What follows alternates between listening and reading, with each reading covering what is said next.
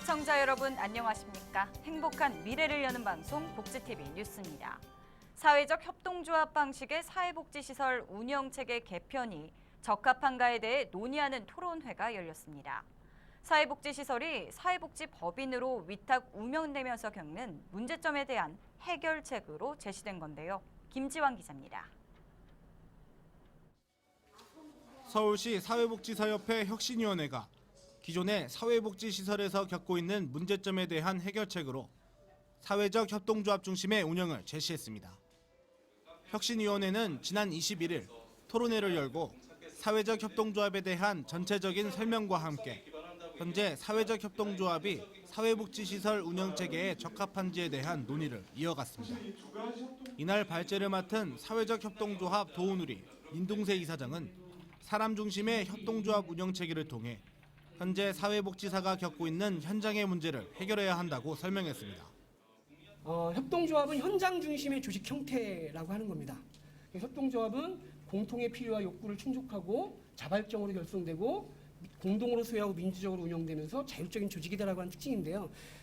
이 정의 자체가 우리가 해결하고자 하는 문제점들을 공유한 사람들을 움직이게 만든다고 하는 것이죠. 사회적 협동조합은 지역 주민들의 권익 증진과 관련된 사업을 수행하거나 취약계층에게 사회 서비스 또는 일자리를 제공하는 등 비영리 목적의 협동조합을 뜻합니다.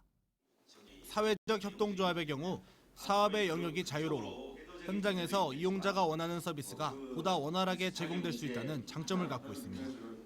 이날 민동세 이사장은 사회적 협동조합의 이상적인 운영을 위해서는 서울시와 사회복지 당사자 조직 내 대안 모델에 대한 담론 형성, 조합원의 출자와 증자 사업을 통한 자기자본금 확보 등의 과제를 해결해 나가야 한다고 전했습니다. 한편 이날 토론회를 주최한 혁신위원회 신용규 위원장은 사회적 협동조합은 의미 있는 변화를 위한 첫걸음이라고 생각한다며 사회적 협동조합이 결성이 돼서 복지 현장에 자리매김할 수 있도록 노력할 것이라고 전했습니다. 복지TV 뉴스 김지환입니다. 청와대는 이성호 서울중앙지방법원장을 신임 국가인권위원장으로 내정했는데요.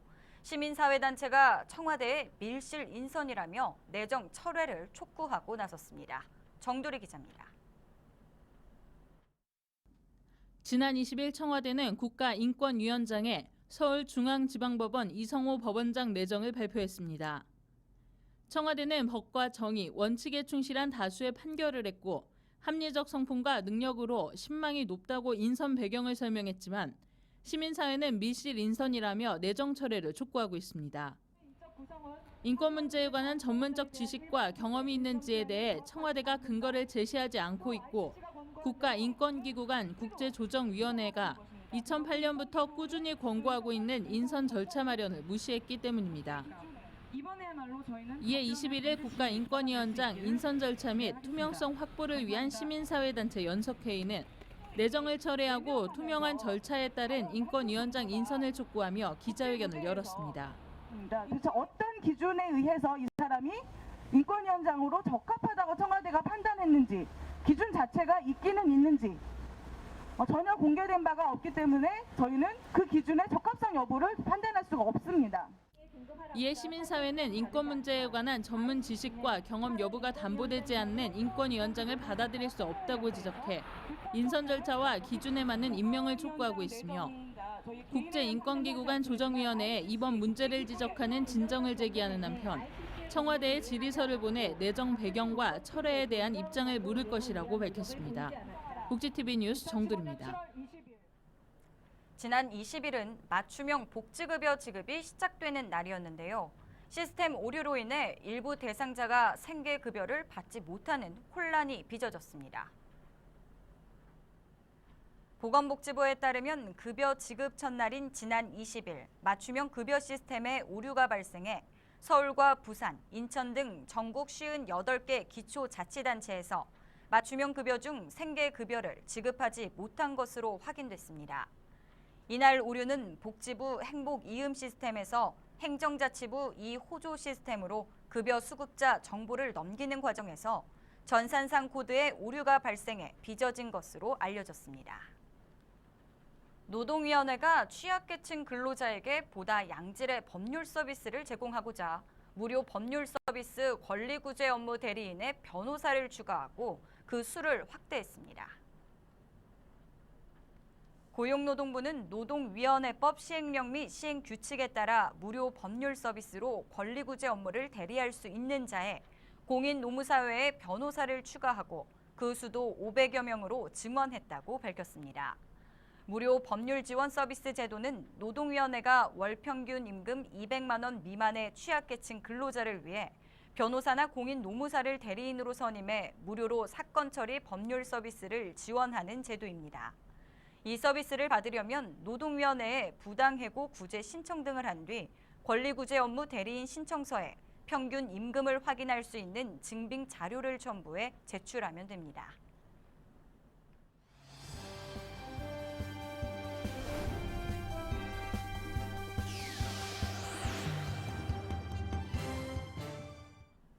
(2015) 보치아 서울국제오픈대회 소식입니다. 지난 20일에는 한국과 브라질이 맞붙은 BC3 페어 결승전이 있었는데요. 결과는 한국의 압승이었습니다. 정두리 기자입니다. 한국 보치아 BC3 페어 결승전은 역시 믿고 보는 경기였습니다. 2015 보치아 서울국제오픈대회가 펼쳐지고 있는 지난 20일 정우원, 김한수, 최혜진 선수가 팀을 이룬 BC3 페어 결승전은 브라질을 상대로 7대1 금메달을 차지했습니다. 정우원, 김한수 선수가 선발로 나선 경기에서 7년 동안 호흡을 맞추며 국제대회를 휩쓸어온 둘의 호흡은 그 어느 때보다 빛났습니다. 1엔드 시작과 함께 4점을 획득하며 기선을 제압한 한국. 순조로운 출발을 보인 1엔드와 달리 2엔드는 브라질의 공이 표적구 앞을 가로막으며 어려운 경기가 이어져 1점을 내주고 말았습니다. 한국 선수들이 기록면에서 우위를 차지하고 있지만 브라질 역시 결승까지 올라온 만큼 만만치 않은 경기. 3엔드는 접전 끝에 표적구가 아웃되기도 했지만 한국의 공만 남은 상황에서 점수 획득으로 이어졌고 마지막 4엔드에서 1점을 추가하며 7대1 금메달이 확정됐습니다.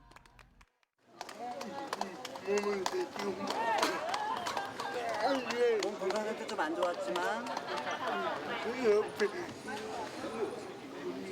우리 옆에 동생들이 잘해줘서 금메달 딸 수 있었던 것 같습니다.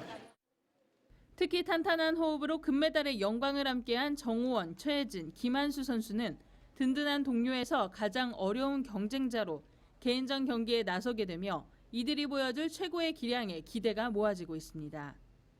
한편 지난 19일과 20일 페어와 단체전 경기에서 BC1, 2 단체전은 은메달을, BC4 페어는 동메달을 차지했습니다. 복지TV 뉴스 정두리입니다.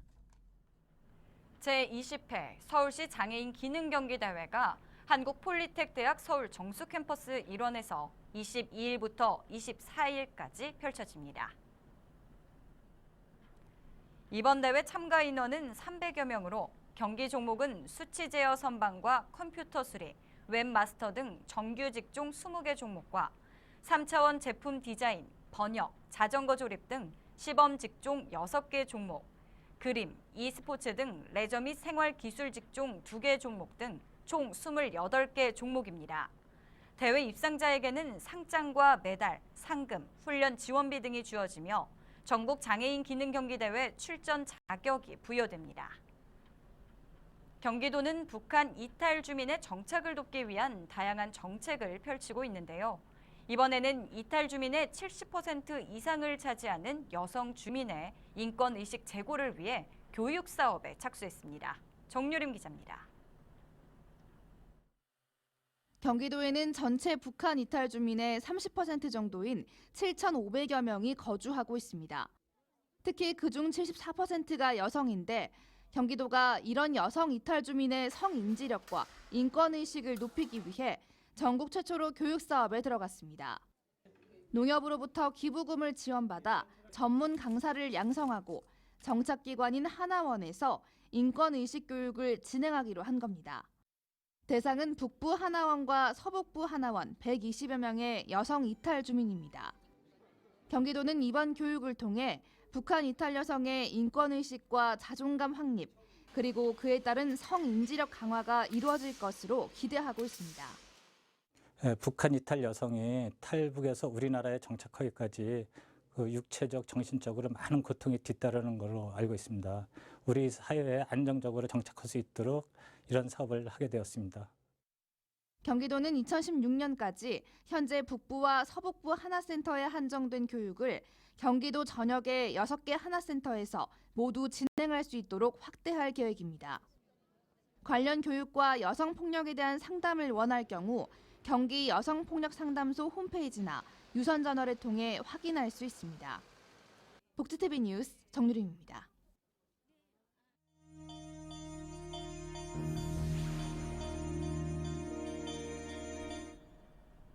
이어서 간추린 뉴스를 전해드립니다. 질병관리본부는 지난해보다 유행성 눈병 환자 수가 증가했다며 여름철 각별한 주의를 당부했습니다. 특히 유행성 눈병은 집단 생활을 많이 하는 아동과 청소년에게 자주 발생한다며 손 씻기 등 개인 위생 수칙을 준수하고 이상 증상이 생기면 병원을 찾아 조기에 치료를 받아야 한다고 강조했습니다. 경기도는 오는 9월까지 도내 다문화 가족 지원센터를 대상으로 다문화 가정을 위한 찾아가는 소비생활 교육을 실시합니다. 이번 교육은 우리나라 소비생활 문화에 익숙하지 않은 다문화 가정 주부들에게 유익한 정보를 제공하고 악덕 상술로 인한 피해를 예방하고자 마련됐습니다. 경상남도가 도내 일자리 창출 확대를 위해 기업 트랙 협약 기업과 도내 중견 유망 중소기업이 참가하는 권역별 채용 박람회를 개최합니다. 채용 박람회는 오는 9월 8일 창원시 등 6개 시군이 참가하는 중부권 채용 박람회를 시작으로 9월 10일 김해시 등 3개 시군이 참가하는 동부권 채용 박람회, 10월 23일 진주시 등 9개 시군이 참가하는 서부권 채용 박람회 순으로 개최됩니다.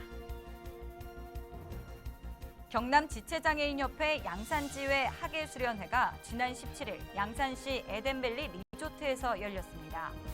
이날 행사에는 나동현 양산시장 등 여러 내빈이 참석한 가운데 수련대회는 목표가 있는 자신 있는 삶에 대한 특강과 체력 단련 시간, 초청 가수 공연 등 다양한 프로그램으로 화합과 유대감을 다지는 뜻깊은 시간을 보냈습니다. 경기도 용인시청에서 장애인 취업 지원을 위한 채용 행사가 오는 24일 열립니다. 이번 채용 박람회에는 8개 구인업체가 참가하며 조리 보조원, 바리스타, 콜센터 상담원 등 다양한 직종 관련 현장 면접이 실시됩니다.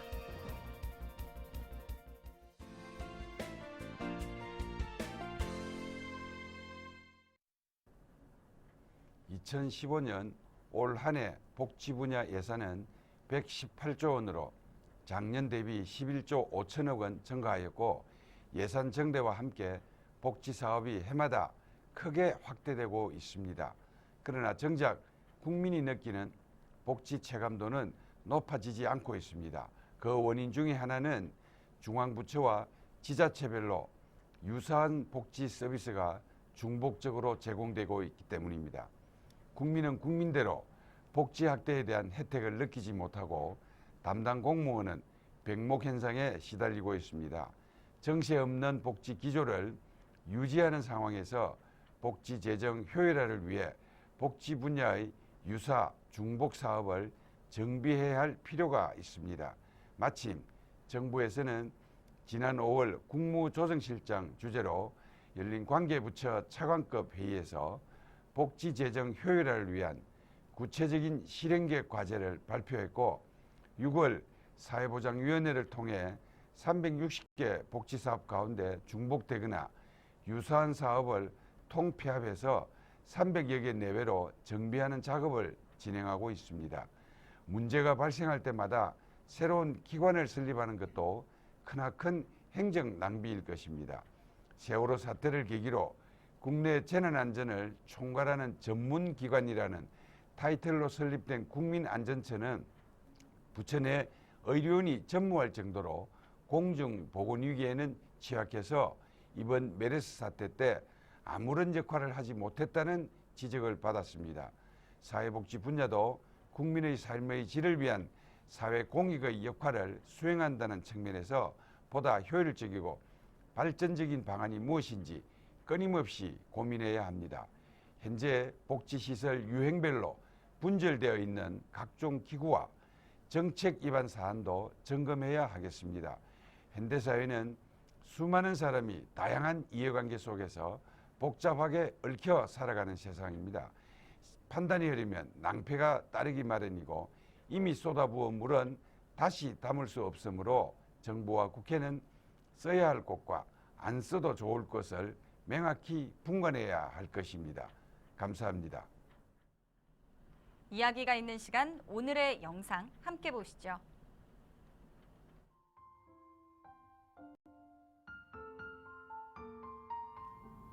여러분은 사진을 어떻게 찍나요? 눈이 아닌 냄새와 소리, 촉감으로 사진을 찍는 사람들의 사진을 구경할 수 있는 곳이 있습니다. 인천 중구 차이나타운의 북성동이란 곳에서 사진을 통해 세상과 소통하는 시각장애 학생들의 작품을 만나보실 수 있는데요. 학생들이 사진을 통해 이야기하고 싶은 것이 무엇일지 들어보는 건 어떠세요? 장애 예술가를 위한 공간이 부족한 현실 속에 이 시각장애인 전용 갤러리는 작가들의 걸음에 힘을 실어줄 것으로 보이는데요. 이제 필요한 것은 여러분의 발길이겠죠. 이번 주말에는 이곳 북성동을 찾아보시는 것은 어떨까요? 행복한 미래를 여는 방송 복지TV 뉴스를 마칩니다. 시청해주신 여러분 고맙습니다.